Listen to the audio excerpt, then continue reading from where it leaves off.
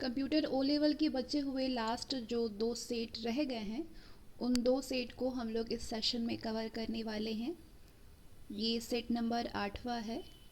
Topic है digital financial tools and applications. चलिए question की शुरुआत करते हैं। इससे पहले जो 7 टॉपिक कवर हो चुके हैं, जो आपके ओ लेवल की चैप्टर वाइज में करा रही हूँ, उसके लिंक आपको डिस्क्रिप्शन में मिल जाएंगे।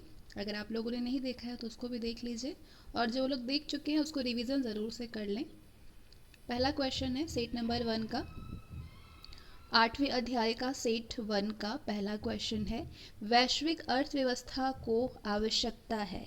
किसकी आवश्यकता है? अंतर्राष्ट्रीय डाटा के एकत्रीकरण की, कई भाषाओं के समर्थन की, मुद्रा विनिमय दरों की। वैश्विक अर्थव्यवस्था को अंतर्राष्ट्रीय डाटा के एकत्रीकरण की, कई भाषाओं के समर्थन की और मुद्रा विनिमय दरों की आवश्यकता है। तो सही जवाब होगा उपरोक्त सभी की आवश्यकता है। अगला क्वेश्चन, बैंक इनके लिए ऋण प्रदान करता है। किसके लिए ऋण प्रदान करता है बैंक?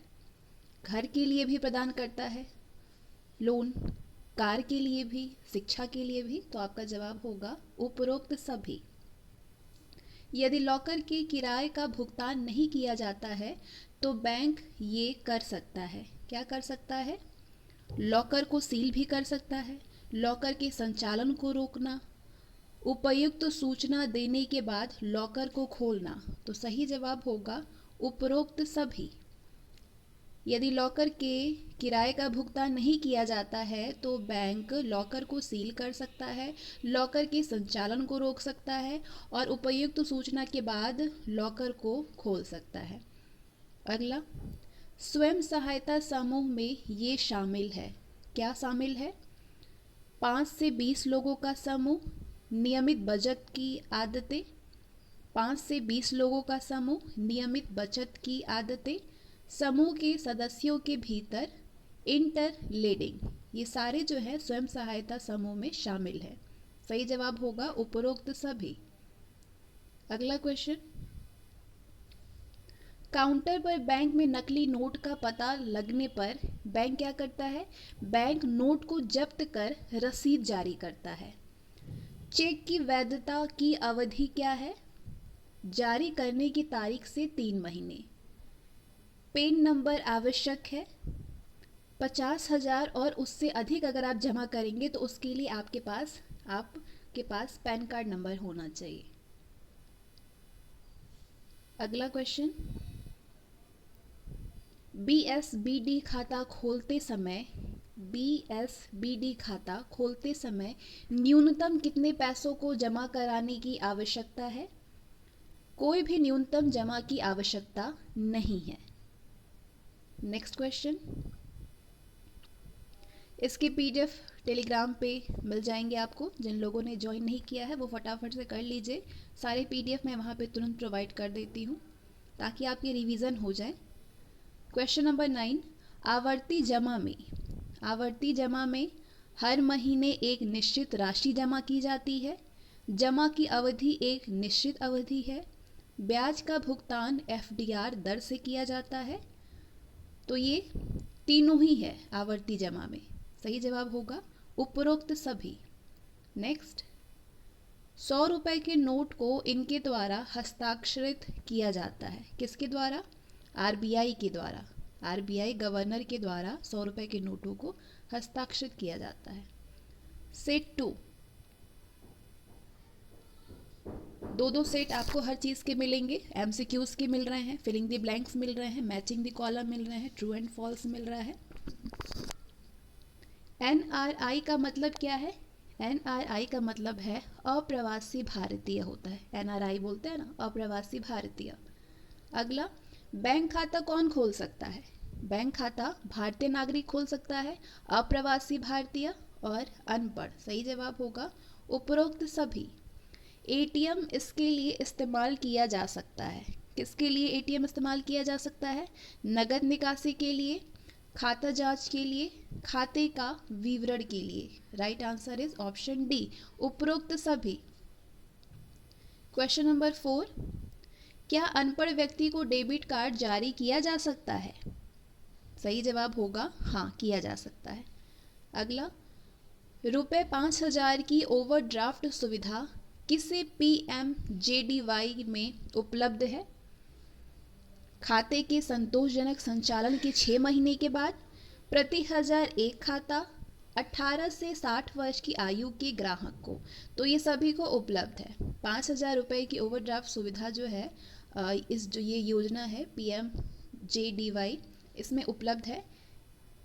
खाते के संतोषजनक संचालन के 6 महीने बाद प्रति घर एक खाता होना चाहिए और 18 से 60 वर्ष की आयु के ग्राहक होने चाहिए। Right answer is option D, उपरोक्त सभी। नेक्स्ट, छोटे खातों में अधिकतम कितनी जमा राशि स्वीकार्य है? सही जवाब होगा इनमें से कोई नहीं, ना 30,000, ना 40,000, ना 50,000। अगला, APY यानी अटल पेंशन योजना क्या है? ये योजना असंगठित क्षेत्र को सामाजिक सुरक्षा प्रदान करता है, श्रमिकों को उनकी स्वेच्छा से रिटायरमेंट के लिए बचत करने के लिए प्रोत्साहित करता है, 60 वर्ष की आयु प्राप्त करने पर निश्चित पेंशन का भुगतान करना। तो APY उपरोक्त सभी है। अगला, मुद्रा उधारदाताओं द्वारा ऋण दिया जाता है। किसके साथ ऋण दिया जाता है? ब्याज की उच्च दर के साथ, कोई उचित लेखांकन नहीं, कोई भी पारदर्शिता नहीं है। तो सही जवाब होगा उपरोक्त सभी। अगला, E या S का मतलब क्या है? E या S का मतलब है कोई सा या उत्तरजीवी, कोई सा या उत्तरजीवी। नेक्स्ट क्वेश्चन, इनमें नामांकन किया जा सकता है। किसमें? बचत बैंक खाता में नामांकन किया जा सकता है, आवर्ती जमा खाता में किया जा सकता है, निश्चित जमा खाता में। तो सही जवाब होगा बैंक बचत खाता, आवर्ती जमा खाता, निश्चित जमा खाता, ऑल ऑफ द अबव, उपर्युक्त सभी। अगला question, true and false. MCQs हो चुके हैं, तो अब आते हैं हम सत्य और असत्य। पहला क्वेश्चन, EDI के लिए मानक सार्वभौमिक सेट यानी universal set of standards EDI fact के रूप में जाना जाता है। जवाब होगा हाँ, दिस इज ट्रू। अगला, दूसरा है, भारत में BSNL दुनिया भर की EDI सेवाओं का प्रवेश द्वार है। जवाब होगा नहीं, गलत। कौन है प्रवेश द्वार? VSNL। Next question, shift network दिसंबर 4, 1991 में भारत आया था। नहीं, दिस इज फॉल्स। कब आया था?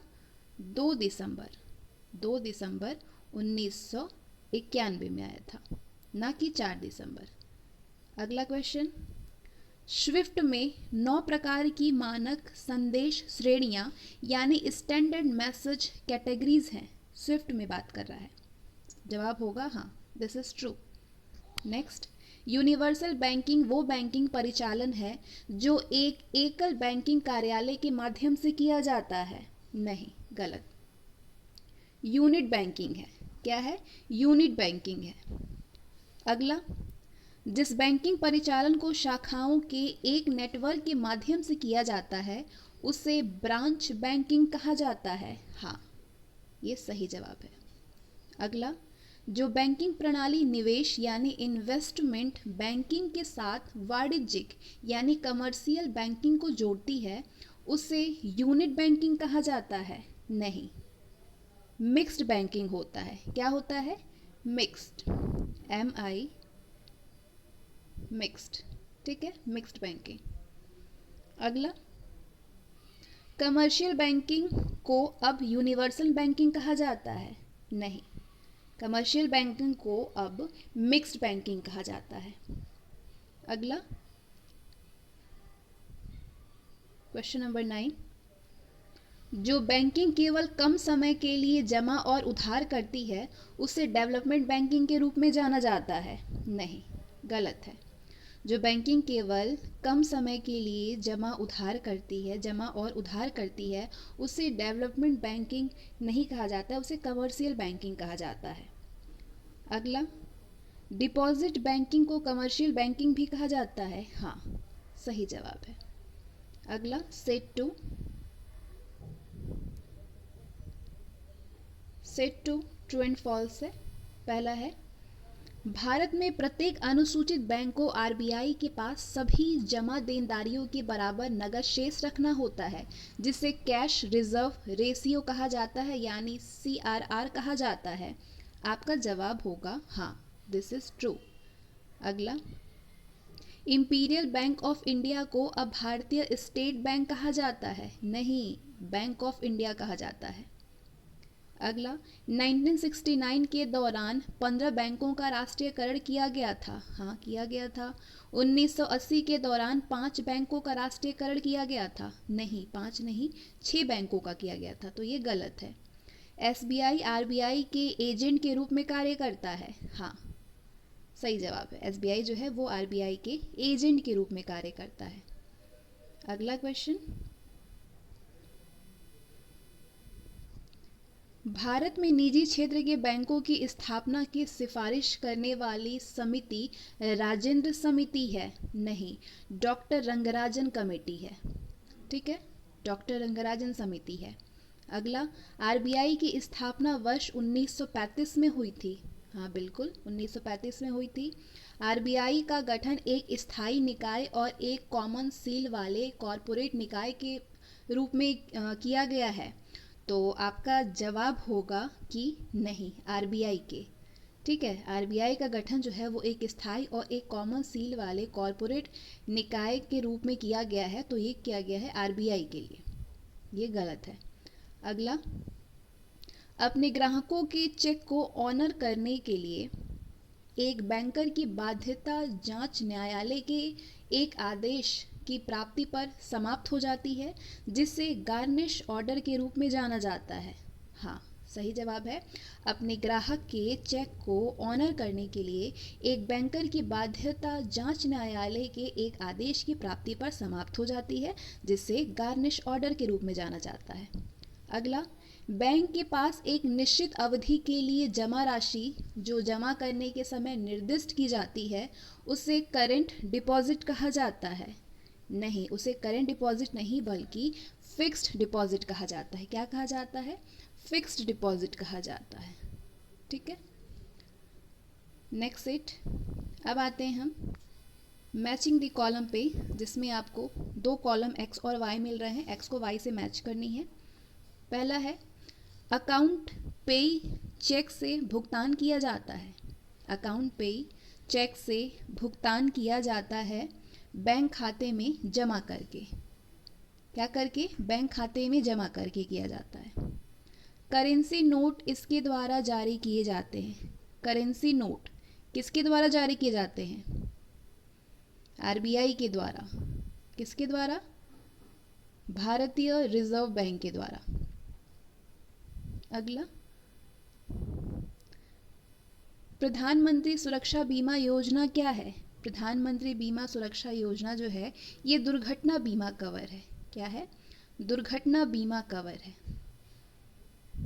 अगला, प्रधानमंत्री सुरक्षा बीमा योजना के तहत आकस्मिक मृत्यु का दावा इसके लिए उपलब्ध है। किसके लिए? रुपए 2 लाख के लिए। बैंक में एसबी खाता खोलने के लिए जो न्यूनतम आयु आवश्यक है, वो न्यूनतम आयु कितनी होनी चाहिए? न्यूनतम आयु 10 साल होनी चाहिए। कितना? 10 साल। अगला, केवाईसी का मतलब है? केवाईसी का मतलब है अपने ग्राहक को जानो। अपने ग्राहक को जानो। केवाईसी का क्या मतलब है? अपने ग्राहक को जानो। पीएमएसबीवाई के तहत आंशिक विकलांगता दावा इनके लिए उपलब्ध है। किसके लिए? 50,000 रुपए के लिए। जीवन बीमा का मतलब है? जीवन बीमा का मतलब है मानव का बीमा। जीवन बीमा का क्या मतलब है? मानव का बीमा, लाइफ इंश्योरेंस।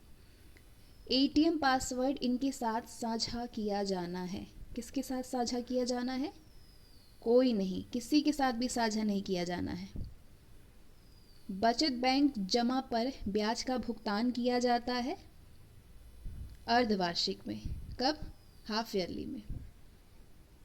ठीक है, बचत बैंक जमा पर ब्याज का भुगतान अर्धवार्षिक किया जाता है। अगला क्वेश्चन है, तो चलिए ये पहला सेट था। दूसरा सेट, सेट नंबर 2, इसमें भी आपको एक्स और वाई दो कॉलम मिल रहे हैं, मैच करनी है इसको। पहला है, सोने और चांदी के आभूषणी को बैंक के लॉकर में रखना चाहिए। बैंक के लॉकर में रखना चाहिए, ये क्या होता है? सुरक्षित है। खराब नोट, खराब नोट बैंक में एक्सचेंज किया जा सकता है। ठीक है। लॉकर की सामग्री, लॉकर की सामग्री केवल किराएदार को पता होता है। लॉकर की सामग्री है क्या? केवल किराएदार को पता होता है। मुद्रा नोटों पर क्या लिखने के लिए मनाही है? मुद्रा नोटों पर कलम या पेंसिल से कोई भी चीज़ लिखना मनाही है। बैंक इस पर ब्याज देते हैं। किस पर बैंक ब्याज देते हैं? जमा पर ब्याज दिया जाता है। किस पर? जमा पर। ठीक है। समय पर ऋणों के भुगतान का परिणाम है भविष्य में ऋण की आसानी से उपलब्धता। ठीक है, समय पे भुगतान किया जाएगा तो फिर आसानी से मिल जाएगी। मनरेगास का मतलब क्या है? MGNREGS, MGNREGS, इसका मतलब क्या है? इसका मतलब है महात्मा गांधी राष्ट्रीय ग्रामीण रोजगार गारंटी योजना। ठीक है। इंटरनेट बैंकिंग से तात्पर्य है इंटरनेट के माध्यम से खाते का संचालन। ठीक है, इंटरनेट के माध्यम से खाते का संचालन। माई आधार सीडिंग का क्या मतलब है? माई आधार सीडिंग का मतलब है आधार को बैंक खाते से जोड़ना, लिंक करना। ठीक है, आजकल यही तो हो रहा है, बैंक खाते में आधार को लिंक किया जा रहा है। अगला, हर करेंसी नोट में होता है, क्या होता है? हर करेंसी नोट में सुरक्षा थ्रेड होता है। क्या होता है? सुरक्षा थ्रेड होता है।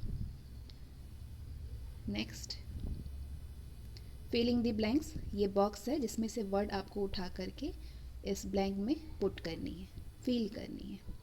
पहला है, व्यापारिक समुदाय के लिए सबसे उचित जमा है। बॉक्स में देखिए क्या इसमें फिल कर सकते हैं। व्यापारिक समुदाय के लिए सबसे उचित जमा है। सबसे उचित जमा है, क्या है? Current deposit. ठीक है, करंट डिपॉजिट है। नेक्स्ट, जब शब्दों और अंकों में बताई गई राशि अलग हो जाती है तो बैंकर क्या करता है? बैंकर इसे रद्द कर सकते हैं। सबसे अधिक लिक्विड एसेट है, सबसे अधिक लिक्विड एसिड है नगद। क्या है? नगद। यहाँ पे नगद फील करेंगे। विभिन्न जमाओं पर देय ब्याज दर किसके द्वारा निर्धारित की जाती है? भारतीय रिजर्व बैंक के द्वारा, RBI के द्वारा। नेक्स्ट, अच्छे उधार का सबसे महत्वपूर्ण सिद्धांत है, अच्छे उधार का सबसे महत्वपूर्ण सिद्धांत है सुरक्षा। क्या है? सुरक्षा है। नेक्स्ट, उधार लेने वाले की क्षमता किसके द्वारा निर्धारित की जाती है? उधार लेने वाले की क्षमता चुकाने की इच्छा के द्वारा निर्धारित की जाती है। चुकाने की इच्छा के द्वारा। अगला, एक्सचेंज के बिलों का डिस्काउंट है, एक्सचेंज के बिलों का डिस्काउंट है। बॉक्स में देखते हैं क्या है। ना तो क्लीन एडवांस और ना ही सिक्योर एडवांस। ठीक है, एक्सचेंज के बिलों का डिस्काउंट ना तो क्लीन एडवांस है और ना ही सिक्योर एडवांस है। अगला क्वेश्चन, स्विफ्ट का विस्तार है, स्विफ्ट का विस्तार है world wide interbank financial telecommunication के लिए सोसाइटी। ठीक है, स्विफ्ट का विस्तार world wide interbank financial telecommunication के लिए सोसाइटी। अगला, नेफ्ट, नेफ्ट का विस्तार कहाँ पे है? नेफ्ट का विस्तार है नेशनल इलेक्ट्रॉनिक फंड ट्रांसफ़र क्या है? National electronic fund transfer. ठीक है, नेक्स्ट ईएफटी का, ईएफटी का विस्तार है electronic fund transfer, electronic fund transfer EFT. Next question set 2 filling the blanks का।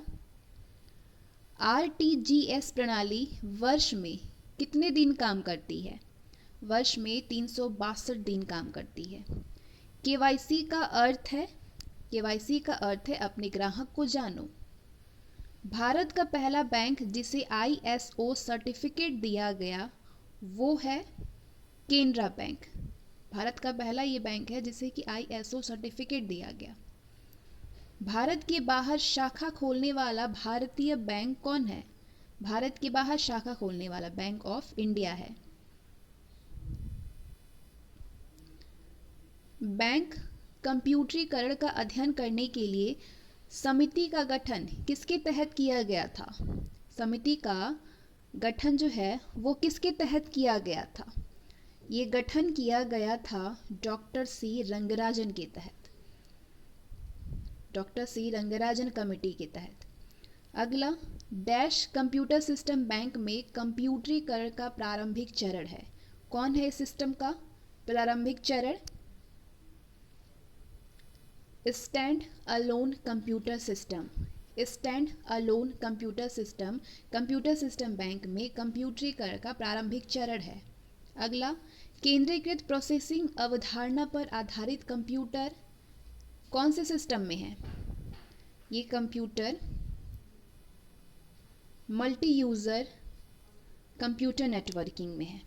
मल्टी यूज़र कंप्यूटर नेटवर्किंग, केंद्रीकृत प्रोसेसिंग अवधारणा पर आधारित computer multi user computer networking system में है।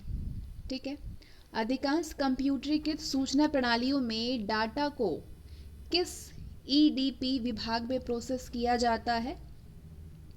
तीन ईडीपी विभाग में प्रोसेस किया जाता है।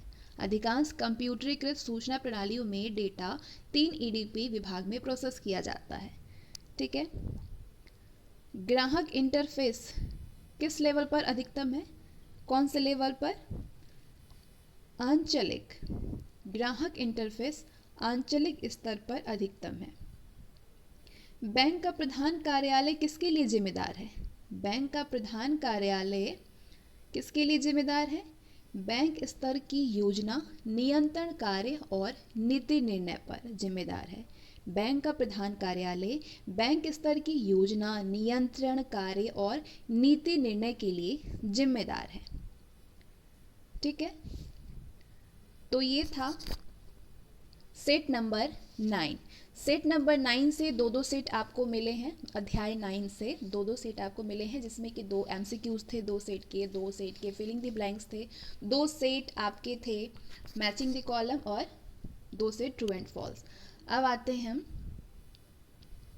इसके लिंक आपको मिल जाएंगे इसके पीडीएफ टेलीग्राम चैनल पे। और जैसा कि मैंने कहा कि मैं 2 चैप्टर कराने वाली हूँ, 2 अध्याय। तो अगला अध्याय जिस टॉपिक से है, और ये जो मैं करा रही हूँ आपके ओ लेवल कंप्यूटर का ही सिलेबस है। अब ये है overview of future skill and cyber security, यानी फ्यूचर स्किल्स एवं साइबर सुरक्षा का अवलोकन से संबंधित प्रश्नगत आपको मिलने वाले हैं। जैसा कि पहला एमसीक्यूज फॉर्म में होता है, पहला सेट नंबर फर्स्ट का पहला क्वेश्चन है आपके पास, सेंसर और स्मार्ट डिवाइस को नेटवर्क से जोड़ने के लिए स्मार्ट होम में क्या आवश्यक है? स्मार्ट होम में क्या आवश्यक है? Home gateway. क्या आवश्यक है? Home gateway. अगला, डिजिटल उपकरणों द्वारा डाटा को इंटरकनेक्ट और संचालित करने की अनुमति कौन देता है? एक नेटवर्क देता है। नेक्स्ट, SSID द्वारा IoT डिवाइस पर कौन सी इंफॉर्मेशन कॉन्फ़िगर की जाती है? वायरलेस नेटवर्क को। नेक्स्ट, सेंसर क्या है? सेंसर एक उपकरण जो एक घटना या फिजिकल प्रॉपर्टी का पता लगाता है या मापता है। सेंसर क्या है? एक उपकरण है जो कि एक घटना या फिजिकल प्रॉपर्टी का पता लगाता है या मापता है। नेक्स्ट क्वेश्चन, किसी शहर के भीतर उपकरणों को जोड़ने के लिए तथा एक महानगरीय क्षेत्र नेटवर्क यानी मैन बनाने के लिए किस प्रकार के वायरलेस नेटवर्क का उपयोग किया जाता है? वाईमैक्स का। किसका उपयोग किया जाता है? वाईमैक्स का। नेक्स्ट, इंटेड बेस्ट नेटवर्किंग का मुख्य कंपोनेंट क्या है? मुख्य कंपोनेंट है आर्टिफिशियल इंटेलिजेंस। नेक्स्ट, वो क्या है जिसमें लाखों स्मार्ट डिवाइसेस और सेंसर्स इंटरनेट से जुड़े होते हैं? वो है इंटरनेट ऑफ थिंग्स। क्या है? Internet of things. Next question, किस प्रकार का उपकरण रेफ्रिजरेटर को उसके भीतर निहित किसी वस्तु के लिए रिप्लेसमेंट का आदेश दे सकता है? किस प्रकार का उपकरण ऐसा कर सकता है? सेंसर कर सकता है। कौन कर सकता है? सेंसर कर सकता है। अगला क्वेश्चन, किस प्रकार की कंप्यूटिंग सेंसर से डाटा का पूर्व संसाधन करने की अनुमति देती है? फॉग देता है। फॉग जो है कंप्यूटिंग सेंसर से डाटा का पूर्व संसाधन करने की अनुमति देता है। नेक्स्ट, कौन सा उपकरण उपयोगकर्ता को वास्तविक नेटवर्क का अनुकरण यानी सिमुलेट करने की अनुमति देता है? Packet tracer. पैकेट ट्रेसर जो है ये उपयोगकर्ता को वास्तविक नेटवर्क का अनुकरण करने की अनुमति देता है। सेट नंबर 2, किसी शहर के एक क्षेत्र में स्थित कंपनी को शहर के दूसरे स्थान से जोड़ने के लिए किस प्रकार के नेटवर्क का उपयोग किया जाता है? मैन का उपयोग किया जाता है। ठीक है, मैन का। अगला क्वेश्चन, कौन सी कमांड का उपयोग नेटवर्क कनेक्टिविटी का परीक्षण करने और रिमोट होस्ट द्वारा प्राप्त पैकेट पर प्रतिक्रिया प्रदान करने के लिए जांच किया जाता है? पिंग का। पिंग कमांड का उपयोग जो है वो नेटवर्क कनेक्टिविटी का परीक्षण करने और रिमोट होस्ट के द्वारा प्राप्त पैकेट पर प्रतिक्रिया प्रदान करने के लिए किया जाता है। अगला, विश्लेषकों के अनुसार किस चीज के लिए पारंपरिक आईटी सिस्टम एक नींव प्रदान कर सकते हैं जब वे हैडूप जैसी बड़ी डाटा तकनीकों के साथ एकीकृत होते हैं? बड़ा डाटा प्रबंधन और डाटा माइनिंग। बड़ा डाटा प्रबंधन और डाटा माइनिंग है। अगला क्वेश्चन, निम्नलिखित में से सिवाय एक के सभी सटीक रूप से हैडूप का वर्णन करते हैं। कौन करता है? Real time. ठीक है, डैश के पास, किसके पास दुनिया का सबसे बड़ा हैडूप क्लस्टर है? किसके पास है? जवाब होगा फेसबुक के पास है। बिग डाटा के 3 वी क्या हैं? बिग डेटा का 3 वी है volume, velocity, variety. Volume, velocity, variety. Next, dash cascading के लिए एक शक्तिशाली और संक्षिप्त क्लोजर एपीआई के पीछे जावा की कमियों को छुपाता है। कौन सा कैस्केडिंग के लिए ये करता है? जवाब होगा कैस्केलॉग। ठीक है, कैस्केलॉग। नेक्स्ट, डैश एक क्लाउड सेवा का वर्णन करता है जिसे कुछ सीमित लोग ही एक्सेस कर सकते हैं। निजी क्लाउड एक क्लाउड सेवा का वर्णन करता है जिसे केवल कुछ सीमित लोग ही एक्सेस कर सकते हैं। अगला, ये एक वितरण मॉडल का वर्णन करता है जिसे एप्लीकेशन को एक सेवा प्रदाता द्वारा होस्ट किया जाता है और उपयोगकर्ता को उपलब्ध कराया जाता है। कौन सा? SaaS software as a service. Next question, cloud computing की कौन सी विशेषता उपयोगकर्ताओं की ज़रूरतों को पूरा करने के लिए इस सेवा को आकार या मात्रा में बदलने की अनुमति देता है? क्लाउड कंप्यूटिंग की कौन सी ऐसी विशेषता है जो कि उपयोगकर्ताओं की ज़रूरतों को पूरा करने के लिए इस सेवा को आकार या मात्रा बदलने की अनुमति देता है? उसका नाम है स्केलेबिलिटी। नेक्स्ट क्वेश्चन, अब आते हैं ट्रू एंड फॉल्स पे। फर्स्ट सेट, एक बार होम गेटवे से कनेक्ट होने के बाद स्मार्ट डिवाइस को स्मार्टफोन, टैबलेट या पीसी से नियंत्रित किया जा सकता है? तो आपका जवाब होगा कि हाँ, किया जा सकता है। This is true. Next, internet of things संगठनों को मैन्युफैक्चरिंग प्रक्रियाओं और संचालन में दक्षता और उत्पादकता में सुधार लाने में मदद कर सकता है? आपका जवाब होगा हाँ, कर सकता है। अगला, इंटरनेट ऑफ थिंग्स निर्जीव वस्तुओं को बुद्धिमान सेंसरों के साथ नेटवर्क से जोड़ सकता है? हाँ, जोड़ सकता है। बिग डाटा का मुख्य घटक मैप्रिड्यूस, HDFS, YARN है। आंसर होगा हाँ, ये सही है। बिग डाटा की विभिन्न विशेषताएं ओपन सोर्स, स्केलेबिलिटी और डाटा रिकवरी है। तो आपका जवाब होगा हाँ, दिस इज ट्रू।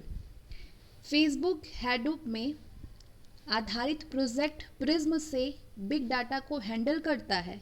हाँ, हैंडल करता है, सही है ये। एक फ्लूम एजेंट के माध्यम से बहने वाला डाटा की यूनिट को इवेंट कहा जाता है? जवाब होगा हाँ, ये सही है, इवेंट कहा जाता है।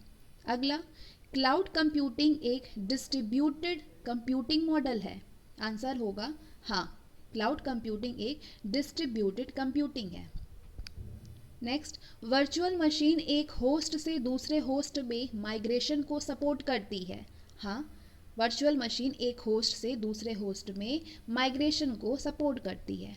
एंड द लास्ट, ग्राहक के कंप्यूटर को क्लाउड में चल रहे एप्लीकेशन द्वारा मांगे गए प्रोसेसिंग पावर या हार्ड डिस्क स्पेस की आवश्यकता नहीं है?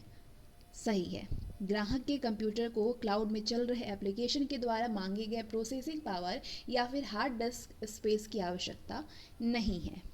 Next, set two true and false. SaaS उन एप्लीकेशंस के मामले में उपयोगी है जहां पे वास्तविक समय में डाटा की बेहद तेज प्रोसेसिंग की आवश्यकता होती है? नहीं, ये गलत है।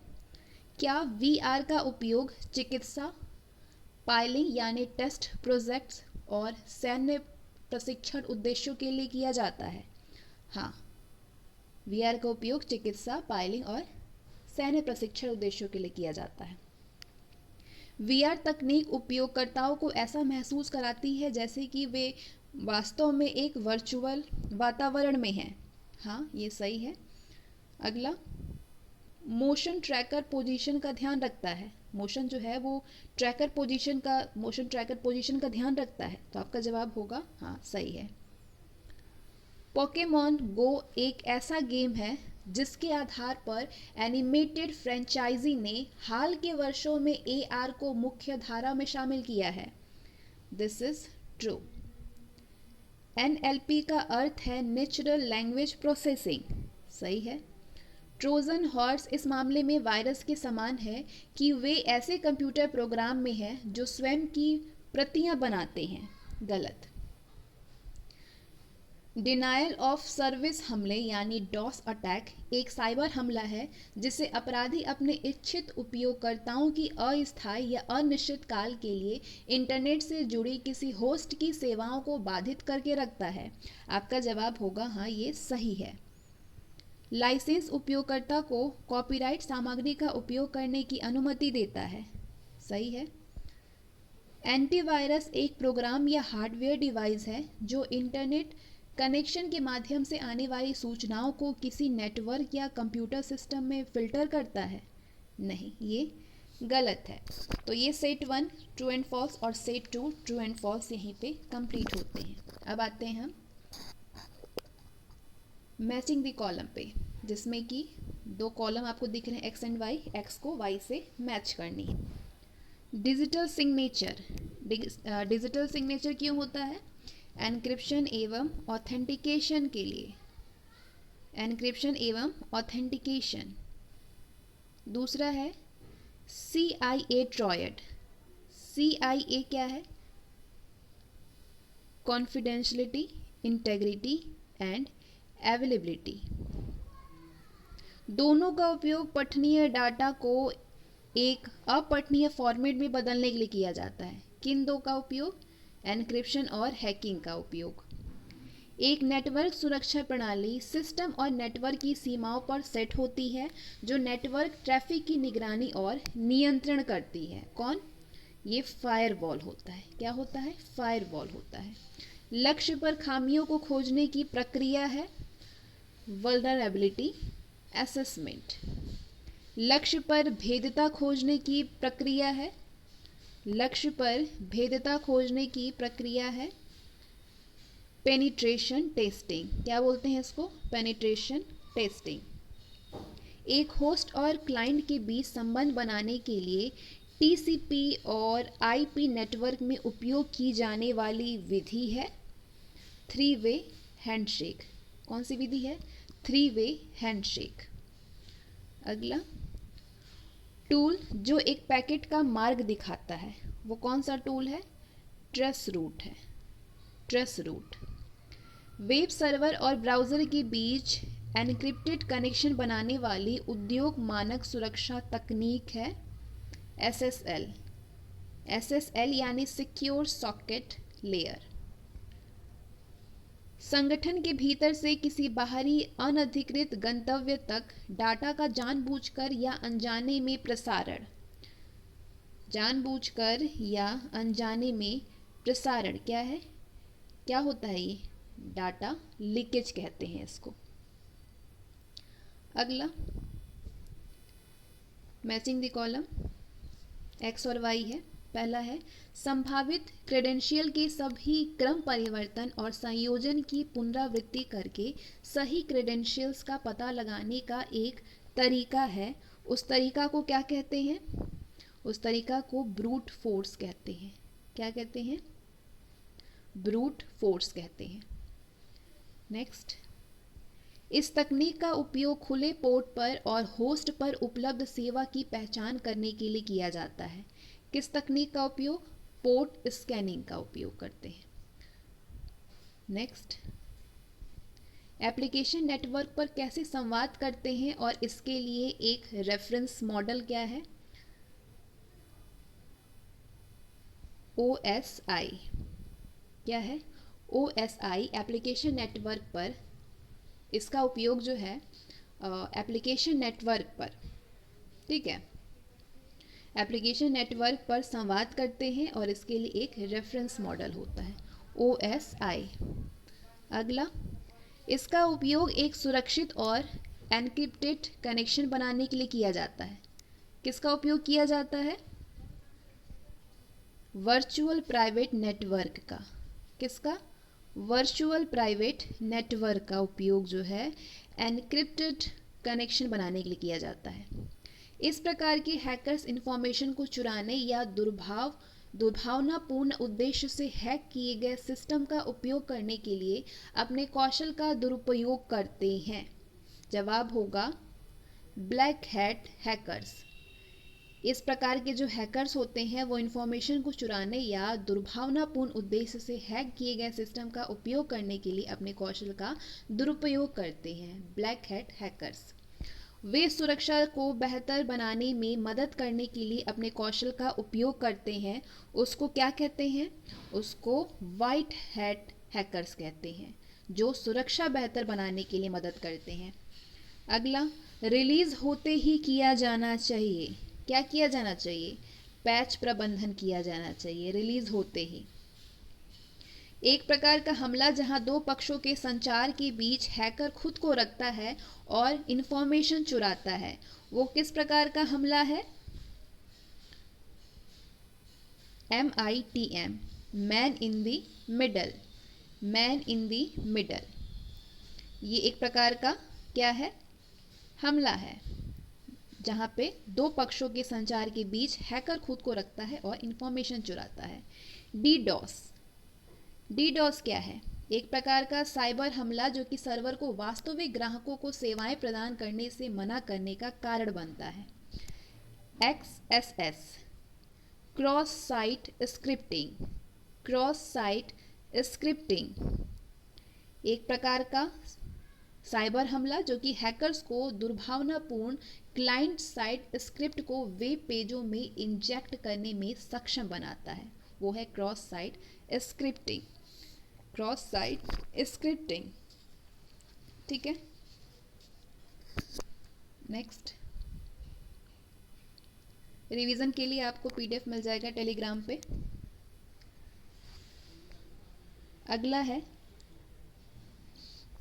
Filling the blanks. ये आपको बॉक्स दिख रहा है, इस बॉक्स से आपको उठा करके यहाँ पे फिल करनी है, पुट करनी है। क्वेश्चन देख लीजिए क्या है। सभी क्लाउड कंप्यूटिंग एप्लीकेशन अंतर्निहित डैश से पीड़ित हैं जो उनकी वैन कनेक्टिविटी में निहित हैं। जवाब होगा लेटेंसी। लेटेंसी जो है, सभी क्लाउड कंप्यूटिंग एप्लीकेशन अंतर्निहित लेटेंसी से पीड़ित हैं जो कि उनके वैन कनेक्टिविटी में निहित है। ठीक है, लेटेंसी यहाँ पे फील होगा। अगला है, थोड़ा सा ये ब्लर हो गया है। डैश क्लाउड द्वारा प्रदान की गई सेवा से संबंधित है। कौन है क्लाउड द्वारा प्रदान की गई सेवा से संबंधित? सोर्सिंग। क्या नाम है इसका? सोर्सिंग। सोर्सिंग जो है ये क्लाउड के द्वारा प्रदान की गई सेवा से संबंधित होता है। अगला, डैश क्लाउड अवधारणा पूलिंग और संसाधनों के बंटवारे से संबंधित है। कौन संबंधित है?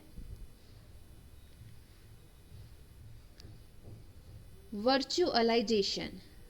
वर्चुअलाइजेशन क्लाउड अवधारणा पूलिंग और संसाधनों के बंटवारे से संबंधित है।